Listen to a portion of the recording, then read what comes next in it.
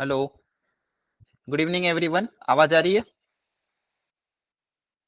तो एक बार ये क्वेश्चन आप लोग सब ट्राई कर लो, फिर हम एक साथ डिस्कस करेंगे। काफी अच्छे क्वेश्चन है ये। ठीक है, कोई भी बातें नहीं करेगा, कोई भी डिस्टर्ब नहीं करेगा क्लास। अभी माइक में थोड़ी देर के लिए ऑफ रख रहा हूँ, फिर एक साथ हम माइक ऑन करके डिस्कस करेंगे। तो शांति से 10-15 मिनट ले लो, लेकिन क्वेश्चन सारे अच्छे हैं। ठीक है, 15 मिनट का टाइम ले लो, लेकिन ढंग से सॉल्व करो इसको।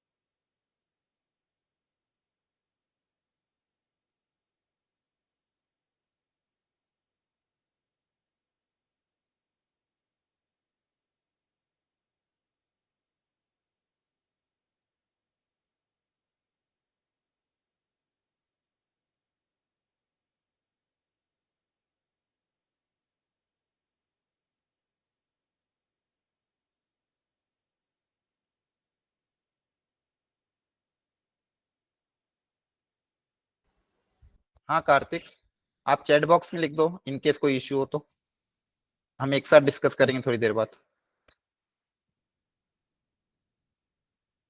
हाँ, आपका जिस जिसका जो जो भी आंसर आए चैट बॉक्स में लिखते जाना। एवरीवन है ना, अपना अपना आंसर 1 2 3, क्वेश्चन नंबर जो भी आपका आंसर आए please right in the chat box.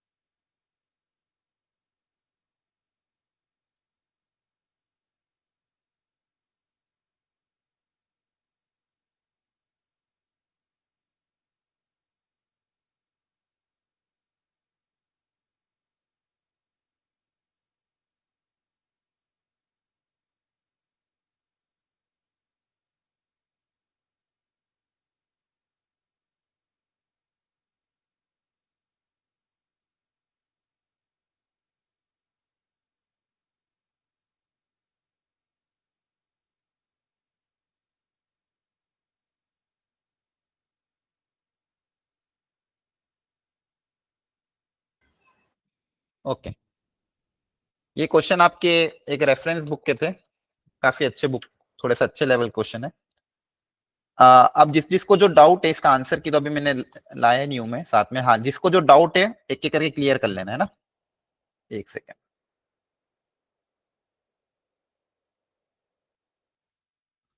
सबसे पहले क्वेश्चन नंबर 1 देख लेते हैं क्या है।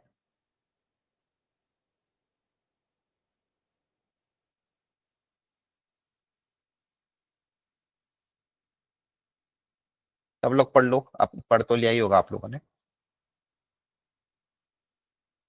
हेलो, आवाज क्लियर है ना सबको? Yes, sir. Yes. Okay okay Yes, sir. Okay.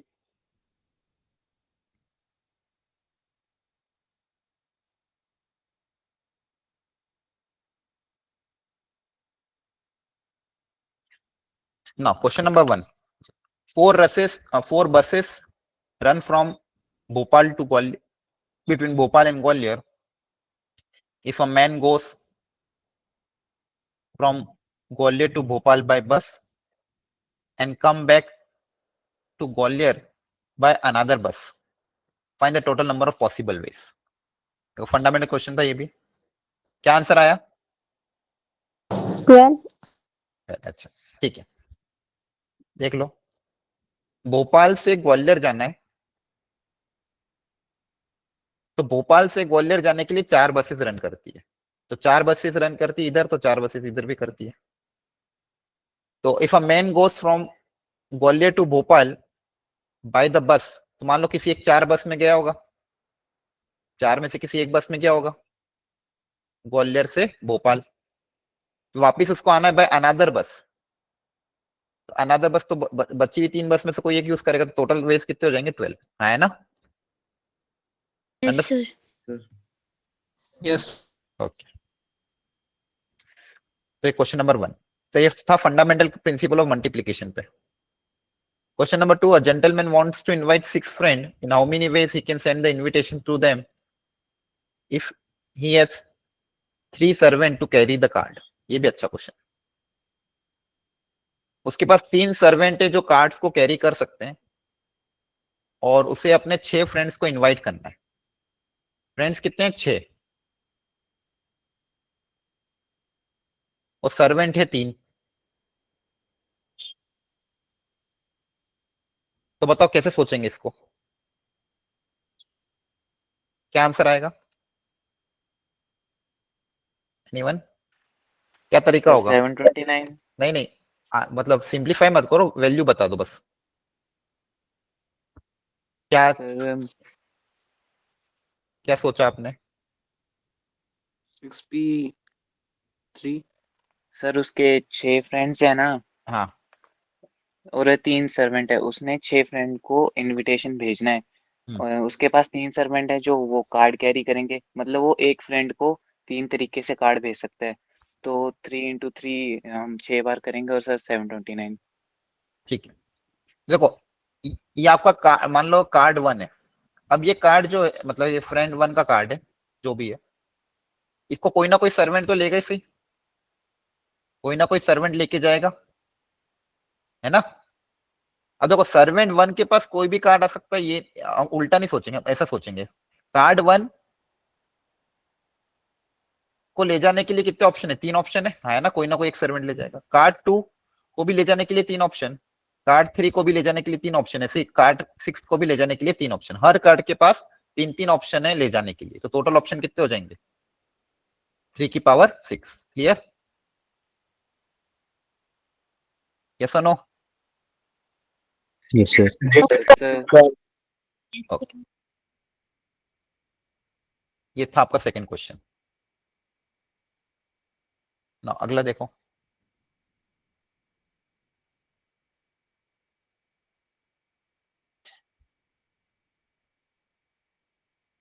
Question number 3. In how many ways of answering 5 objective question, each question has 4 choices. तो 5 क्वेश्चन को आंसर करने के क्या तरीके होंगे? हर क्वेश्चन के कुछ 4 चॉइसेस हैं।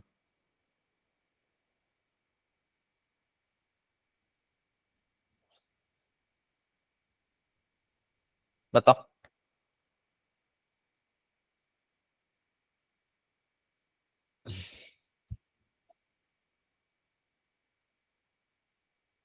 तेरा 5 ऑब्जेक्टिव क्वेश्चन और हर क्वेश्चन को सॉल्व करने के कितने ऑप्शन है? 4। तो पहले वाला का कोई 4 में से एक ऑप्शन टिक करोगे, दूसरे वाले को भी में से कोई 4 में से ऑप्शन, लास्ट वाले के लिए भी 4 में से कोई ऑप्शन, तो टोटल तरीके कितने हो जाएंगे? 4 की power 5। Understood? Yes. Yes, sir. Yes, Okay. sir. Question number 4।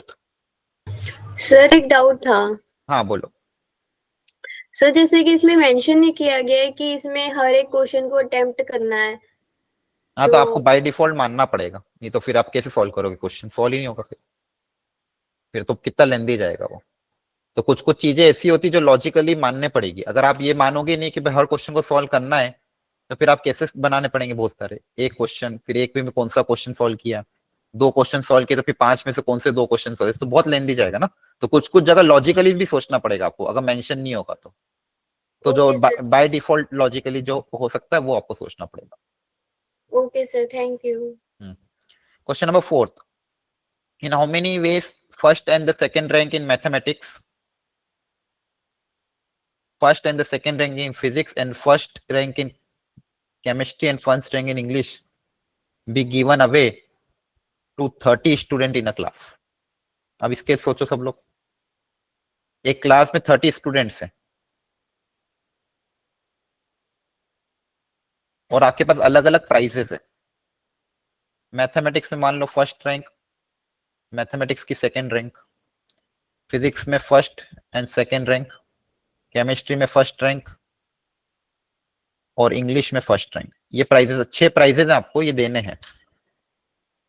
अब आपको सोचना है स्टूडेंट, मतलब कैसे सोचोगे? स्टूडेंट के हिसाब से प्राइसेस को सोचोगे, प्राइसेस से स्टूडेंट की तरफ सोचोगे? ये लॉजिक लगाना है। जैसे पिछले क्वेश्चन में हमने देखा था, ये क्वेश्चन थे, क्वेश्चन 1, क्वेश्चन 2, क्वेश्चन 6, तो हर क्वेश्चन को करने के 4 ऑप्शन थे। उसके पहले वाले क्वेश्चन में भी हमने क्या देखा था? हर लेटर को सर्वेंट के हिसाब से सोचा था कि हर लेटर तीनों में से किसी एक सर्वेंट के पास जाएगा। अच्छा, कभी कभी बच्चे ऐसा भी सोचते हैं, सर 3 सर्वेंट है, पहले वाले सर्वेंट के पास 6 ऑप्शन, दूसरे वाले सर्वेंट के पास 5 ऑप्शन, इसके पास 4, क्या ये सही होगा? नहीं, ये गलत हो जाएगा। ऐसा जरूरी नहीं कि पहले वाले सर्वेंट के पास 6 ऑप्शन, हो सकता है उसके पास कम आए, कुछ भी नहीं पता। लेकिन हाँ, ये जरूरी है कि पहला लेटर किसी ना किसी एक के पास तो जाएगा ही सही। तो आपको बहुत ध्यान से देखना पड़ेगा कि लेटर से सर्वेंट की तरफ का सोचे, सर्वेंट से लेटर की तरफ का सोचे। सेम यहाँ पे भी 30 बच्चे हैं क्लास में और आपको ये 6 प्राइस देना है, तो कितनी तरीके से दे सकते हैं?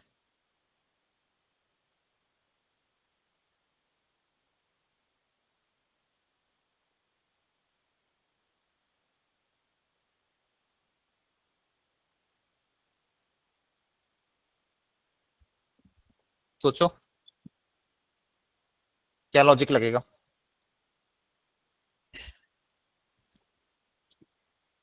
करो ट्राई, एनीवन?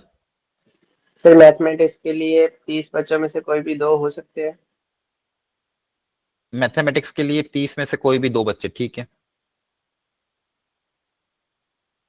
अच्छा, फिजिक्स था, सॉरी मैंने M2 लिख दिया वापस से, ये P2 आएगा। और बोलो। सर फिजिक्स के लिए भी से 30 में से कोई भी 2। तो कैसे सोचोगे, मतलब आंसर क्या रहेगा?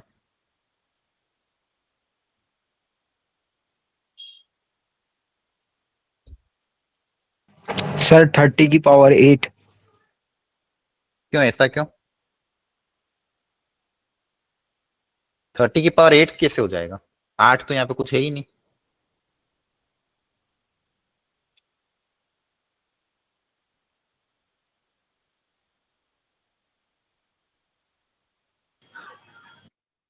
सर मैथ्स के लिए 30 इंटू 29 और फिजिक्स के लिए भी 30 इंटू 29 और बाकी केमिस्ट्री और इंग्लिश के लिए 30 वेज और फिर इन सभी को मल्टीप्लाई कर देंगे। अच्छा ठीक है, देखो ध्यान से सुनो। देखो यहाँ पे सब्जेक्ट वाइज है चीजें। मैथ्स में 2 प्राइजेस हैं, तो प्राइज 1 किसी ना किसी एक बच्चे को मिलेगा, हाँ है ना? बोलो, पूरी क्लास में से ये वाला प्राइस किसी ना किसी एक बच्चे के पास जाएगा। तो प्राइज 1 को देने के कितने ऑप्शन है मेरे पास? 30 ऑप्शन है। अब प्राइज 1 किसी एक को चला गया, तो मैथ्स का प्राइज 2 उसको तो ऑफकोर्स नहीं जाएगा ना, क्योंकि उसको प्राइज 1 मिल चुका है, तो वो फर्स्ट पोजीशन पे। तो सेकंड पोजीशन पे कोई और बच्चा आएगा, तो सेकंड प्राइज को देने के कितने ऑप्शन आएंगे?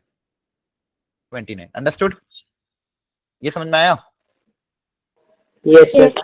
अब ये मैथमेटिक्स हो गया। अब फिजिक्स में जब सोचेंगे तो फिजिक्स के लिए भी फर्स्ट प्राइज किसी ना किसी को देना है। अब यहाँ पे जनरली बच्चे बोलते हैं कि सर 28 आएगा क्या? नहीं, अब हो सकता है जिसको मैथ्स का फर्स्ट प्राइज मिला उसको फिजिक्स का भी फर्स्ट प्राइज मिल सकता है ना? जिसको मैथ्स का फर्स्ट प्राइज मिला वो हो सकता है फिजिक्स में भी फर्स्ट हो। तो वापस फिजिक्स के लिए कितने ऑप्शन आएंगे? 30, और सेकंड प्राइज के लिए इसके लिए भी कितने ऑप्शन आएंगे? 29। अंडरस्टूड? तो फिजिक्स का काम हो गया। इसके बाद केमिस्ट्री में फर्स्ट प्राइज देना है तो इसके लिए 30 ऑप्शन, किसी भी एक बच्चे को फर्स्ट प्राइज मिल जाएगा, और इंग्लिश का भी फर्स्ट प्राइज किसी ना किसी एक बच्चे को मिलेगा, इसके लिए भी 30 ऑप्शन। अब इन सबको आपस में मल्टीप्लाई करें। Understood everyone? Yes sir. Yes. Sir एक बार रिपीट कर। देखो, हर मैथमेटिक्स में 2 प्राइज देने थे, प्राइज 1 और प्राइज 2। तो फर्स्ट प्राइज, अगर मान लो पूरी क्लास में आपकी बैच में मुझे फर्स्ट प्राइज देना, तो मेरे को फर्स्ट प्राइज देने के लिए कितने ऑप्शन है मेरे पास? 30 ऑप्शन है। और फिर सेकंड प्राइज देने के लिए वापस से कितने ऑप्शन है? 29, क्योंकि पहला चला गया, दूसरे के लिए 29 है ना। तो ये मैथ्स का काम हो गया। फिर फिजिक्स के लिए भी ऐसे सोचा कि फिजिक्स के भी 2 प्राइज है मेरे पास, पहला प्राइज देने के लिए 30 ऑप्शन, दूसरा प्राइज देने के लिए 29 ऑप्शन। केमिस्ट्री और इंग्लिश में भी ऐसे सोचा। Understood? Yes sir. Yes sir. अब question number 5। 5 person entered the lift cabin on a ground floor of a 8th floor building. पढ़ो question. 5 person entered the lift cabin on the ground floor of a 8th floor building. Each of them can leave the cabin independently by any floor, beginning with the first. Find the total number of ways in which the 5 person can leave the cabin.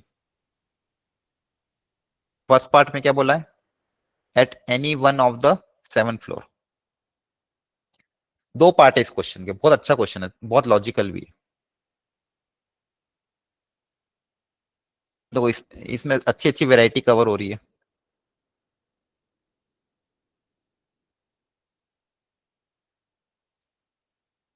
आपके पास एक building है जिसके अंदर 8 floors हैं।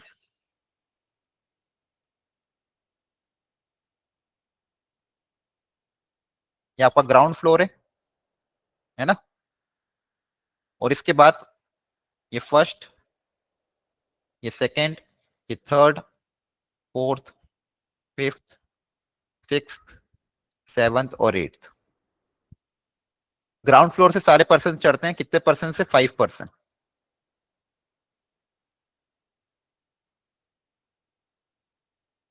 Ground floor पे सब चढ़ते हैं। हर पर्सन किसी भी फ्लोर पे उतर सकता है, कोई रिस्ट्रिक्शन नहीं। टोटल मेरे पास 5% है, 1 2 3 4 5।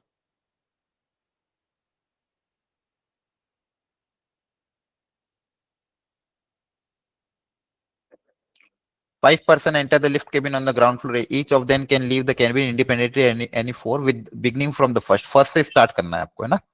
Find the total number of ways in which the 5 person can leave the cabin if at any one of the floors. तो फर्स्ट पार्ट का बताओ आंसर क्या होगा? कोई भी पर्सन किसी भी फ्लोर पे उतर सकता है। सोचो, बोलो कितनी पॉसिबिलिटीज हो सकती है, ये पता करना है आपको। सर 5 की पावर 8। 5 की पावर 8 नहीं। अब यहाँ पे देखो, आपने क्या सोचा? फर्स्ट फ्लोर पे उतरने के 5 ऑप्शन, सेकंड फ्लोर पे उतरने के 5 ऑप्शन, 8वें पहुंच पे उतर, ये गलत हो जाएगा, है ना? सर 8 की पावर 5। उल्टा सोचना पड़ेगा आपको कि जो पहला पर्सन है वो किसी ना किसी एक फ्लोर पे तो उतरेगा ही कंपलसरी। इस फ्लोर पे एक और उतरे ऐसा कोई कंपलसरी नहीं है ना। फर्स्ट फ्लोर पे हो सकता है कोई ना उतरे, फर्स्ट फ्लोर पे हो सकता है 2 उतरे, 3 उतरे, तो बहुत सारी पॉसिबिलिटी है। लेकिन उल्टा सोच सकते हैं अपन कि पहला जो पर्सन है वो किसी ना किसी एक फ्लोर पे तो उतरेगा ही सही, दूसरा भी किसी ना किसी एक फ्लोर पे उतरेगा, तीसरा भी किसी ना किसी एक फ्लोर पे उतरेगा, चौथा भी और 5वां भी। तो आंसर क्या आएगा? 8 की पावर 5, है ना? क्या क्लियर हो रहा है? बोलो। और सेकंड पार्ट में क्या बोला है? सेकंड पार्ट में क्या बोला था? डिफरेंट फ्लोर, हर बंदा डिफरेंट फ्लोर पे उतरना चाहिए। इसका आंसर क्या आएगा?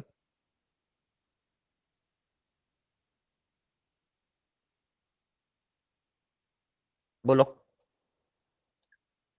सर P1 के लिए 8, फिर P2 के लिए 7, फिर ऐसे 6 5 4 ऐसे हो जाए, है ना? अब सबके लिए फ्लोर डिफरेंट है, सबके लिए क्या अलग अलग फ्लोर है। तो मान लो पहले वाले के लिए 8 ऑप्शन, फिर वो किसी ना किसी एक फ्लोर पे उतर गया, तो फिर दूसरे वाले के लिए 7 ऑप्शन, फिर तीसरे के लिए 6, चौथे के लिए 5 और 4, है ना? Understood everyone? Yes, sir. Sir okay, very good.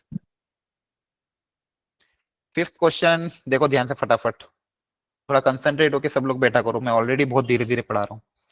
देखो 5 पर्सन थे आपके पास और 8 फ्लोर है। 5 पर्सन थे और 8 फ्लोर है। फर्स्ट पार्ट में बोला था कोई भी पर्सन किसी भी फ्लोर पे उतर सकता है। तो जो पहला पैसेंजर होगा या पहला पर्सन होगा उसको लिफ्ट से उतरने के लिए 8 ऑप्शन है कि कोई भी एक फ्लोर पे उतर सकता है।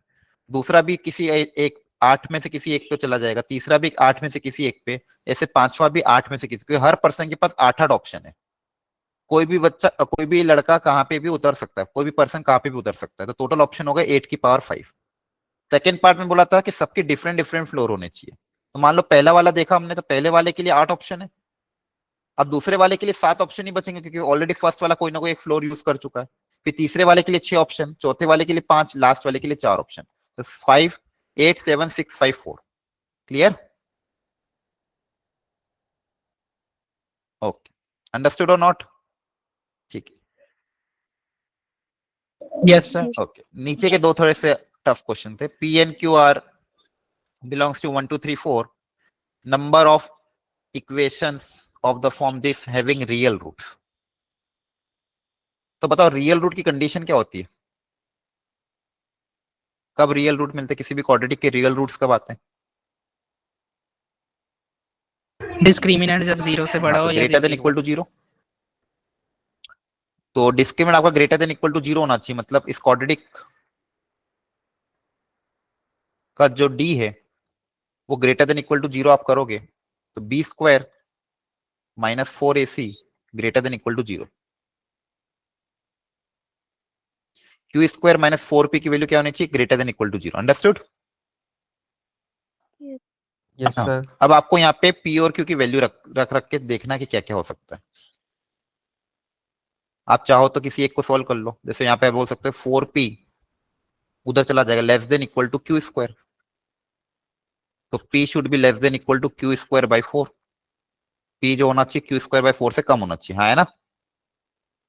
तो एक काम करते हैं अपन, q की वैल्यू रख के पता कर लेते हैं p की वैल्यू क्या क्या पॉसिबल है।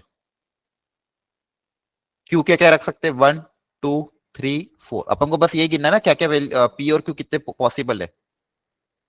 q को आपने अगर 1 रखा, q को 1 रखा तो बताओ p की क्या क्या वैल्यू हो सकती है? q को 1 रखा तो क्या आएगा? p less than equal to 1/4। तो 1/4 से कम कोई है क्या? 1 2 3 4 में से बोलो। p और q 1 से 4 में से आना चाहिए ना। तो अगर q को 1 रखोगे तो p की कोई वैल्यू पॉसिबल है क्या? Sir No, sir. No. q को 2 रखा मान लो, तो 2 रखोगे तो कितना आएगा? p less than equal to 1। तो p less than equal to 1 में क्या आएगा? 1 आएगा, हाँ है ना? Yes, sir. q की वैल्यू मान लो 3 रखी, 3 रखने पे क्या आएगा? लेस देन इक्वल टू 9/4, मतलब less than equal to 2 point something, हाँ है ना? तो less than equal to 2 point में क्या कहेगा? 1,2। क्यू को रखा 4, 4 रखने पे कितना आ जाएगा?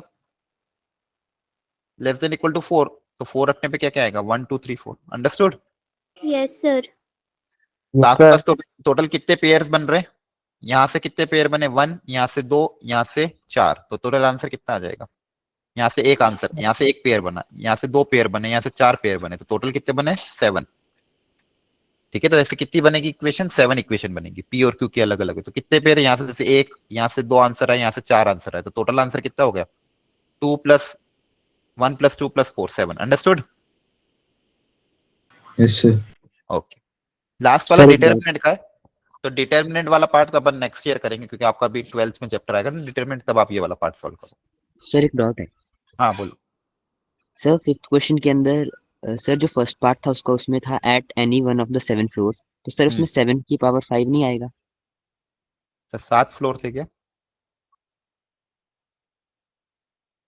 नो नो नो नो, एक मिनट वापस चेक कर लेते हैं। Find the total number of ways in which the 5 person can leave the cabin at any one of the 7 floor. 5 person enter the lift from on the ground floor of a 8 floor building. Building के 8 floor है ना, total 8 floor है. If each of the person can leave the cabin independently at any floor beginning with the first.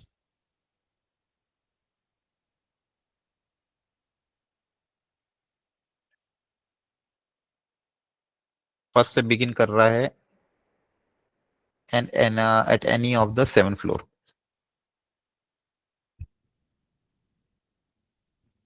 इन्होंने 8 floor की building में total 8 लिए हैं कि ग्राउंड को भी आजकल कोई एक मिनट रुको, चलो मैं क्रॉस वेरीफाई करता हूँ, रुको एक मिनट. Yes sir. यहाँ तक सबको समझना है. Yes sir. इसके बाद हमने लास्ट क्लास में ये सारे क्वेश्चन कर लिए थे, एडिशन वाले, सब्सट्रैक्शन वाले, फंडामेंटल प्रिंसिपल ऑफ काउंटिंग. अगर रिपीटेशन अलाउड होगा तो उससे फैक्टोरियल से डिवाइड करोगे. ठीक है. एटलीस्ट वाले केस आते हैं तो टोटल तरीके में से वो तरीके माइनस कर देना जिसमें रिपीटेशन अलाउड ना हो, है ना, ध्यान रखना. फिर मैंने आपको गैप मेथड बताया था, बॉक्स मेथड बताया था, याद है सबको? Yes sir. ओके. अब कॉम्बिनेशन, उसको मैं बस उस पे एक बार मैं क्रॉस चेक कर लूंगा उसको. अब कॉम्बिनेशन, कॉम्बिनेशन का मतलब क्या बताया था, बताओ? Only selection. Select. सिलेक्शन, जहां पे सिर्फ सिलेक्शन मैटर करता हो वहां पे कॉम्बिनेशन का फॉर्मूला अप्लाई करेंगे. जैसे मान लो आपकी क्लास में से मुझे मान लो किसी 4 बच्चे को पार्क में ले जाना है, तो मैं किसी 4 बच्चों को सिलेक्ट कर लूंगा. किस ऑर्डर में सिलेक्ट कर रहा हूं, पहले किसको किया दूसरे किसको किया, उससे कोई मतलब नहीं. जहां पे सिर्फ सिलेक्शन मैटर करता है वहां पे कॉम्बिनेशन का फॉर्मूला अप्लाई करेंगे. तो अगर n डिफरेंट ऑब्जेक्ट है, उसमें से मान लो r को सिलेक्ट करना है, n में से r को, अगर n डिफरेंट ऑब्जेक्ट में से r डिफरेंट ऑब्जेक्ट को सिलेक्ट करना है तो तरीका क्या हो जाएगा, NCR. ठीक है. Number of ways to select r out of n different object will be what, n into c into r. Understood? Clear है? n में से r ऑब्जेक्ट को सिलेक्ट करने का तरीका, सिर्फ सिलेक्ट करने का तरीका NCR होता है, n factorial divided by n minus r factorial into r factorial. ये फॉर्मूला भी याद रखना. जैसे ये क्वेश्चन करो.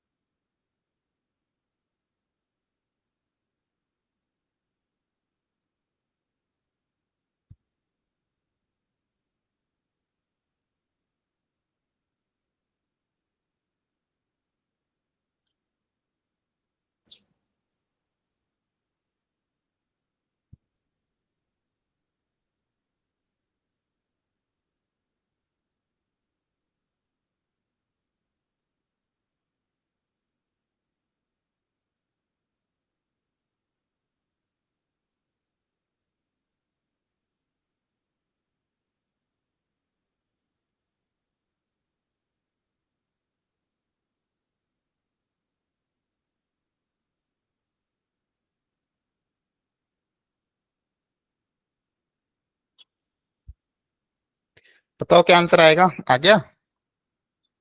हो जाए तो बता दिया करो। 28 games are played in a football tournament between each team, one against another. How many teams were there? तो कैसे सोचेंगे, बोलो? 28 सी 14 आएगा। देखो, लेट द नंबर, पहले n टीम्स मान लेते हैं, let n teams are there. मान लो एक टूर्नामेंट में n टीम्स गई है, अब 28 मैचेस खेले गए एक दूसरे के बीच में, तो बताओ नंबर ऑफ मैचेस कैसे निकालोगे अगर n टीम्स है तो? Sir NC2 is equal to 28. हाँ, मैचेस दो टीम में तो खेलेंगे, तो n में से कोई दो टीम सिलेक्ट करनी है, हाँ है ना? Understood everyone? NC2 का Yes, sir. मतलब क्या हो जाएगा, n में से कोई दो टीम सिलेक्ट कर लो, और ये किसके बराबर हो जाएगी, 28। इसको आपको सॉल्व करना है।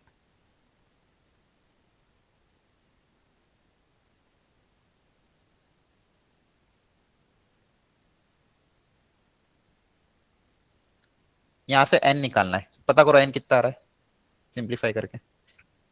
n into n minus one upon two equal to 28, n into n minus one equal to 56। तो 7 8 जा 56 होता है Yes, ना? sir. तो n की वैल्यू 8 आ जाएगी। क्लियर है? Yes, sir. देखो, कॉम्बिनेशन का मतलब क्या है, इसको लॉजिकली समझो। जैसे मान लो मेरे पास तीन लेटर है ए बी सी, इन तीन में से मुझे दो लेटर सिलेक्ट करने हैं। तो ध्यान रखना, यहाँ पे कंफ्यूजन मत करना। अच्छा, क्या इस सिलेक्शन में मेरे पास A B, A C, B C, B A, या फिर ऐसा रुको ढंग से लिखता हूं, तीन में से मुझे दो लेटर सिलेक्ट करना है।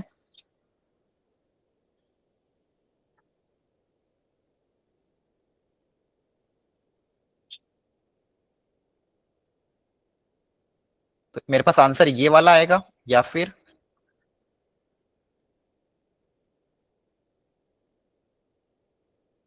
कौन सा आएगा कॉम्बिनेशन के केस में? बताओ, फर्स्ट वाला कि सेकंड वाला? इन इन तीन में से दो सिलेक्ट करने, तो कौन सा वाला आंसर आएगा, फर्स्ट के सेकंड? बोलो, क्वेश्चन समझ में आया? हाँ, कौन सा आएगा, सेकंड वाला आएगा, ध्यान रखना, फर्स्ट वाला नहीं। क्योंकि फर्स्ट में ऑर्डर मैटर कर रहा है, ए बी बी ए ये दोनों सेम है, ये अलग अलग है कि सेम है? सेम। सिलेक्शन में ऑर्डर मैटर नहीं करता, किस ऑर्डर में लिया। सिलेक्शन मतलब सिर्फ सिलेक्शन, ए बी लो या बी ए लो, दोनों कॉम्बिनेशन में क्या हो जाएगा, सेम। यहाँ पे भी ये दोनों क्या हो जाएंगे, सेम, ये दोनों क्या हो जाएंगे, सेम। तो कितने सिलेक्शन होंगे, तीन। अंडरस्टूड? 3C2, और 3C2 की वैल्यू भी क्या आएगी, 3 आएगी। ये आपका क्या कॉम्बिनेशन है, ये क्या है, ये जो 6 है ये क्या है, 3P2 है। 6 क्या है, 3P2 है। अंडरस्टूड? अगर मान लो मतलब सॉरी अरेंजमेंट भी होता तो ही आता आंसर, परम्यूटेशन होता तो ही आंसर आता, लेकिन कॉम्बिनेशन में सिर्फ ये तीन ही आंसर आएंगे। आपको बात समझ में आ रही है? A comma B, B comma C. जैसे मान लो वो टीम वाला क्वेश्चन था, 28, अब जैसे इंडिया है, इंडिया और ऑस्ट्रेलिया है, तो मैं दो टीम सिलेक्ट करूं, इंडिया ऑस्ट्रेलिया, तो ये सिलेक्ट हो गया एक तरीके से। इसमें ऑस्ट्रेलिया इंडिया वापस थोड़ी होगा, क्योंकि इंडिया ऑस्ट्रेलिया और ऑस्ट्रेलिया इंडिया तो बात एक ही हो जाएगी ना, मैच तो एक ही होगा। क्लियर है? इसलिए यहाँ पे फॉर्मूला एनसी का लग रहा है। सी में सिर्फ सिलेक्शन मैटर करता है, ऑर्डर मैटर नहीं करता किस ऑर्डर में लिया, सिर्फ सिलेक्शन मैटर करता है। क्या कोई लॉजिक समझ में आ रहा है, क्या कहना चाह रहा हूं मैं? Yes sir. Yes, sir. Yes sir. Okay, ये ट्राई करो।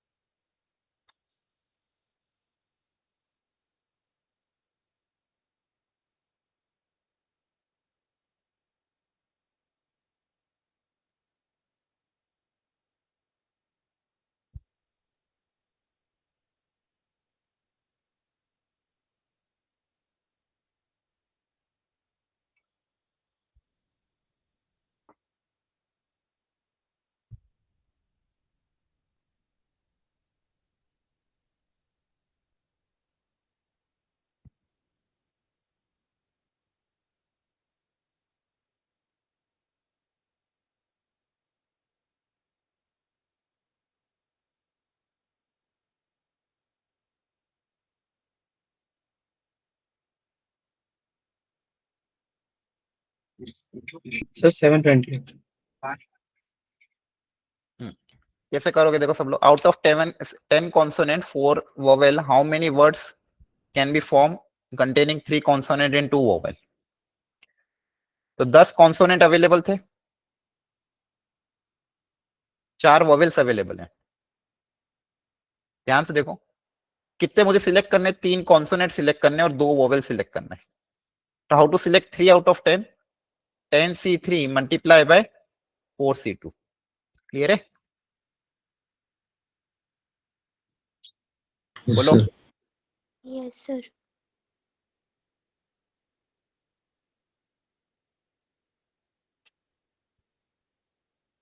ध्यान रखना, सिलेक्शन 10 में से 3 को सिलेक्ट करने का तरीका 10C3, 4 में से 2 को सिलेक्ट करने का ये। अब ये भी बहुत अच्छा क्वेश्चन है। Maximum number of point of intersection of 6 circle, 6 circle है तो उसके कितने पॉइंट ऑफ इंटरसेक्शन हो सकते हैं?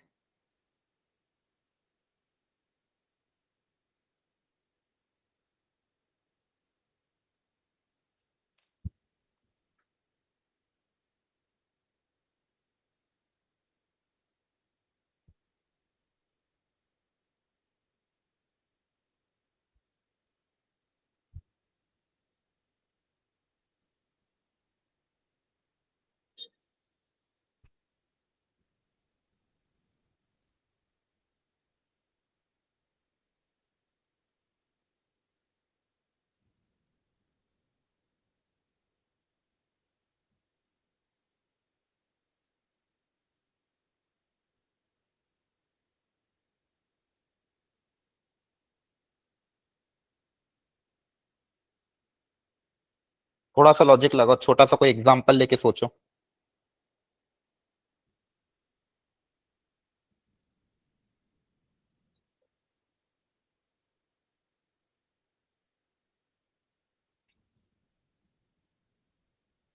Sir 30 ways. तरीका क्या रहेगा?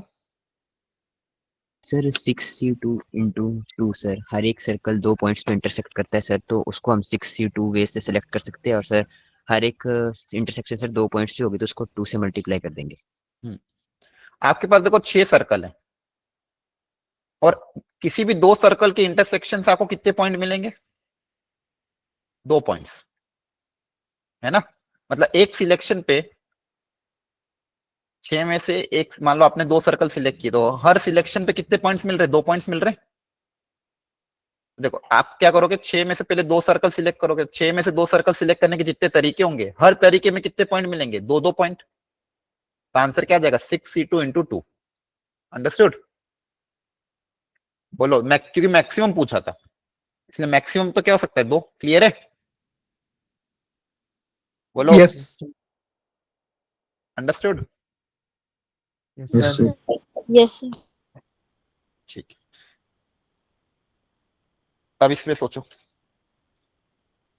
अच्छे क्वेश्चन है, हो सकता है नहीं बन रहे हो, इट्स ओके, लेकिन धीरे धीरे सिखा दूंगा मैं।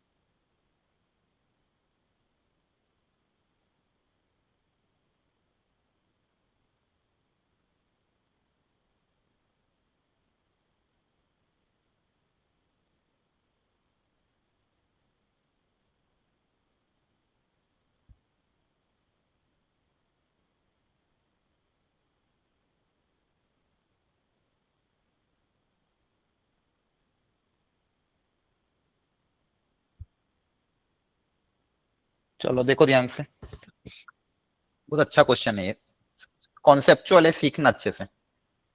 10 पॉइंट है प्लेन में, 1 2 3 4, मान लो कहीं 5वां पॉइंट है, और बचे हुए 5 कोलिनियर है, मतलब एक ही लाइन में लाई कर रहे हैं, 1 2 3 4 5, एक ही लाइन में लाई कर। Find the number of straight line. अब टोटल स्ट्रेट लाइन कितनी बनेंगी? अब देखो, किसी भी लाइन को ड्रॉ करने के लिए मुझे 2 पॉइंट चाहिए मिनिमम, है ना। 2 पॉइंट को ज्वाइन करने से एक स्ट्रेट लाइन बन जाएगी, बोलो, ठीक है। Yes, sir. तो किसी भी 2 पॉइंट को ज्वाइन करने से एक स्ट्रेट लाइन मिल जाएगी। तो आपको क्या करना है, टोटल मेरे पास देखो क्या होगा, टोटल 10 पॉइंट है, तो 10 में से 2 पॉइंट को सिलेक्ट करने पे एक लाइन मिलेगी, हाँ है ना। 10 में से 2 पॉइंट को सिलेक्ट करने पे कितनी मिलेगी? एक लाइन मिलेगी, हाँ है ना। तो number of veg, total number of straight line कितनी हो जाएगी? 10c2। क्लियर है यहाँ तक? बोलो। Yes, sir. लेकिन Yes. यहाँ पे होगा क्या, ये जो 5 पॉइंट है कोलिनियर वाले, अगर इनमें से मान लो मैं जो 5 में से 2 पॉइंट सिलेक्ट करूंगा, 5c2 वाला जो तरीके, इसमें सारे तरीके आ गए, इसमें मेरे सारे आ गए, लेकिन यहां से जो 5c2 वाले तरीके आएंगे, जैसे मान लो 1 2 को सिलेक्ट किया या 1 3 को सिलेक्ट किया, अब 1 2 को सिलेक्ट करो, 1 3 से सिलेक्ट करो, या 2 3 को सिलेक्ट करो, इन सबसे लाइन तो एक ही मिलेगी ना। क्या वो अलग अलग लाइन होगी क्या, कि एक ही लाइन होगी? से एक ही होगी. एक ही लाइन है ना, अलग अलग लाइन नहीं होगी, एक ही लाइन होगी, क्योंकि लाइन तो इनफाइनेटली एक्सटेंडेड होती है। तो यहाँ से जो मुझे लाइनें मिलेगी वो मेरी यहाँ पे वो सब अलग अलग, यहाँ पे 10c2 में तो मेरा सारा आ गया ना, 10c2 में तो क्या हो गया, टोटल सिलेक्शन हो गया। लेकिन यहाँ से जो दो लाइन सारी है वो बेसिकली अलग अलग लाइन है और सिंगल लाइन है, तो वो मुझे लाइन क्या करनी पड़ेगी? माइनस, क्योंकि वो डबल डबल बार काउंट हो रही है। उन सबको मुझे सिर्फ एक ही बार काउंट करना है, इसलिए क्या कर दूंगा, +1। वो सब लाइन जो हो रही है 5c2 से जो जितनी लाइनें आ रही है उनको एक्स्ट्रा काउंट नहीं करना, वो सिंगल लाइन ही होगी। तो टोटल में से 5c2 माइनस करके क्या कर देंगे, +1 कर देंगे। अंडरस्टैंड? तो ये आ जाएगी आपके पास number of straight line.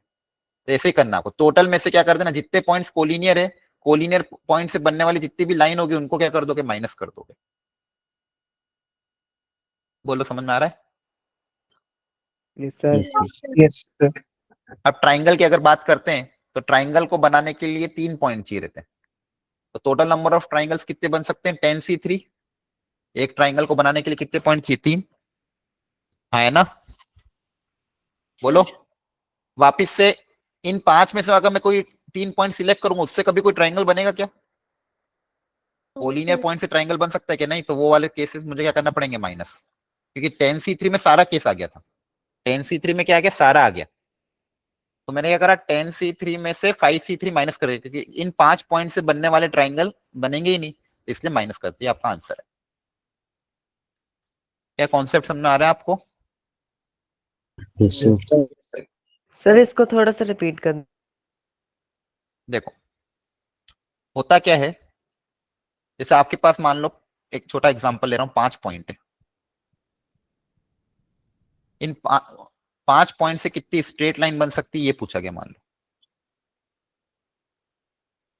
ABCDE, तो आप बोलोगे 5 पॉइंट से कितनी स्ट्रेट लाइन बन सकती है? स्ट्रेट लाइन मतलब मान लो एक AB एक लाइन हो गई, है ना,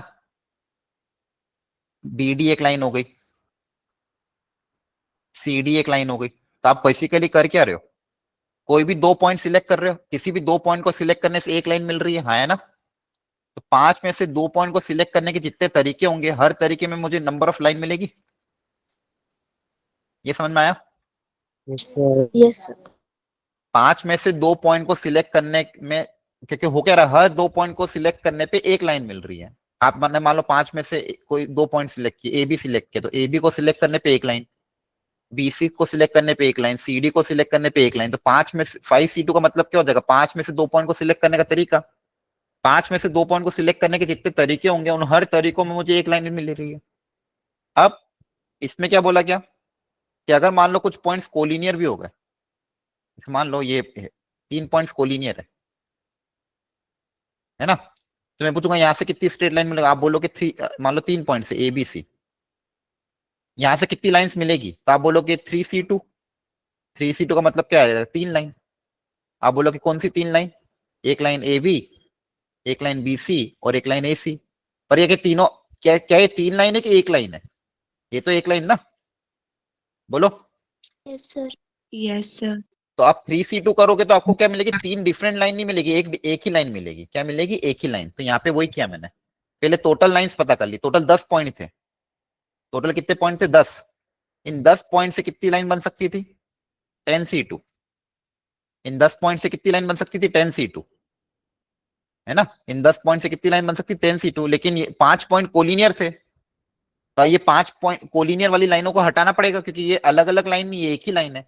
तो 10C2 टोटल सिलेक्शन में 5C2 क्या कर दिया? माइनस, और उसको सिर्फ एक ही बार काउंट करना था, इसलिए +1 कर दिया।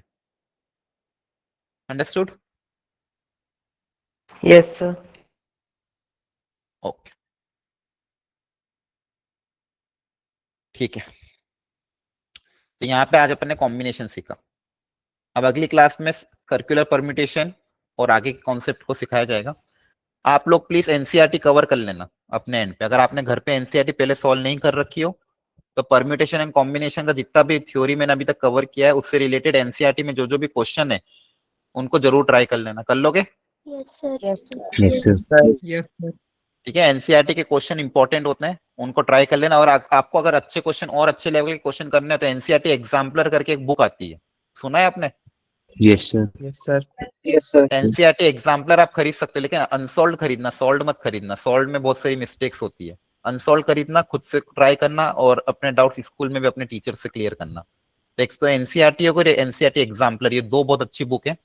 इनसे आप फिजिक्स, केमिस्ट्री, मैथ्स तीनों के क्वेश्चन सॉल्व कर सकते हो। जेईई मेंस लेवल उसमें कवर हो जाता है।